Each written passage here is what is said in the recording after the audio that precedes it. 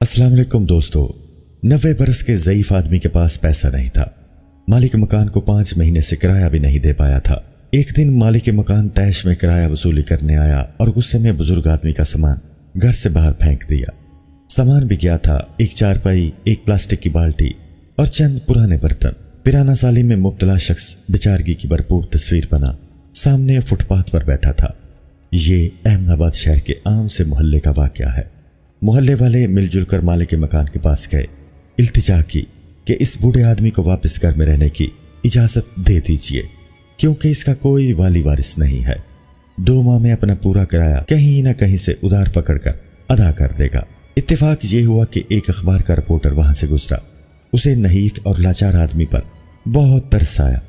तमाम मामला की तस्वीर खींची, एडिटर के पास गया कि कैसे आज एक मफलूकुल हाल बूढ़े शख्स को घर से निकाला गया और फिर मोहल्लादारों ने बीच में पढ़कर 2 माह का वक्त लेकर दिया है। एडिटर ने बुजुर्ग शख्स की तस्वीर देखी तो चौंक उठा। रिपोर्टर से पूछा कि क्या तुम इस शख्स को जानते हो? रिपोर्टर हंसने लगा कि एडिटर साहब, इस बूढ़े में कौन सी ऐसी गैर मामूली बात है कि कोई भी इस पर तवज्जो दे। इसे तो मोहल्ले वाले भी नहीं जानते। एक वक्त का खाना खाता है, बर्तन भी खुद धोता है, मामूली से घर में झाड़ पोंछ भी खुद करता है। इसको किसने जानना है? एडिटर ने हद दर्जा संजीदगी से रिपोर्टर को कहा कि यह हिंदुस्तान का 2 मरतबा वजीर आजम रह चुका है और इसका नाम गुलजारी लाल निंदा है। रिपोर्टर का मुंह हैरत से खुले का खुला रह गया। हिंदुस्तान का वजीर आजम और इस बदहाली में। खैर, अगले दिन अखबार छपा तो कयामत आ गई।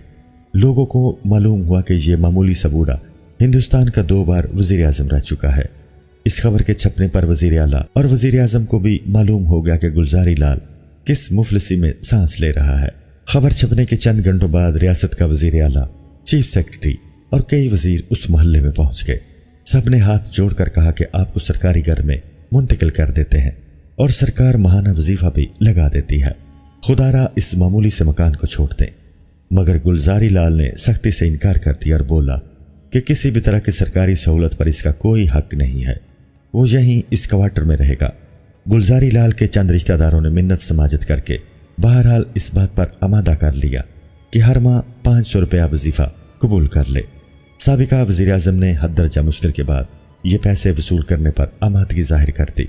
अब इस कलील सी रकम में किराया, खाना पीना शुरू हो गया।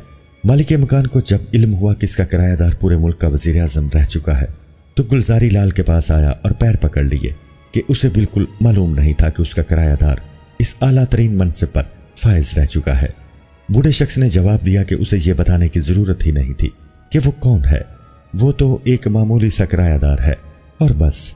जब तक गुलजारी लाल जिंदा रहा उसी मकान में रहा और मरते दम तक 500 रुपये में गुजारा करता रहा। गुलजारी लाल नंदा हैरत अंगेज किरदार का इंसान था।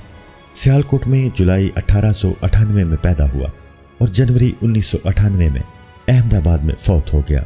जवाहरलाल नेहरू के इंतकाल के बाद 1964 में वजीर आजम रहा और 1966 में लाल बहादुर शास्त्री के इंतकाल के बाद भी इस बुलंद पाया मनसब पर फायज रहा।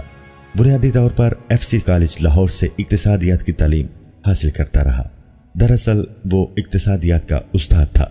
मुंबई और अहमदाबाद की यूनिवर्सिटियों में पढ़ाता रहा। सियासत में आया तो यूनियन मिनिस्टर, वजीर खारजा और डिप्टी चेयरमैन प्लानिंग कमीशन भी रहा। मुतअद्दिद बार लोकसभा का मेंबर भी मुंतखब हुआ। गुलजारी लाल का फलसफा था कि जिंदगी को बहुत सादा गुजारना चाहिए। किसी शानो शौकत के बगैर इंतहाई कलील रकम में खुश रहना ही असल इम्तिहान है। वैसे जो गुलजारी लाल सादगी में रहने की जो मिसाल कायम कर गया है उसके लिए हद दर्जा मजबूत किरदार की जरूरत है। 99 साल की उम्र में फौत होते वक्त उसके पास किसी किस्म की जायदाद, कोई बैंक बैलेंस और कोई जाती घर तक नहीं था। बस एक इज्जत और एहतराम का वो खजाना था जो अमीर से अमीर लोगों के पास भी नहीं होता। ये भी हकीकत है कि हिंदुस्तान में सियासत में हद दर्जा करप्शन है, मगर इसके बावजूद हमें 12 गुलजारी लाल जैसे किरदार मिल ही जाते हैं। इंडिया में कई ऐसी बुलंद सतह के सियासतदान मौजूद हैं जिनके असासे कुछ भी नहीं है। इस सतह की सादगी की अमली मिसाल हमारे यहाँ ढूंढना नामुमकिन है।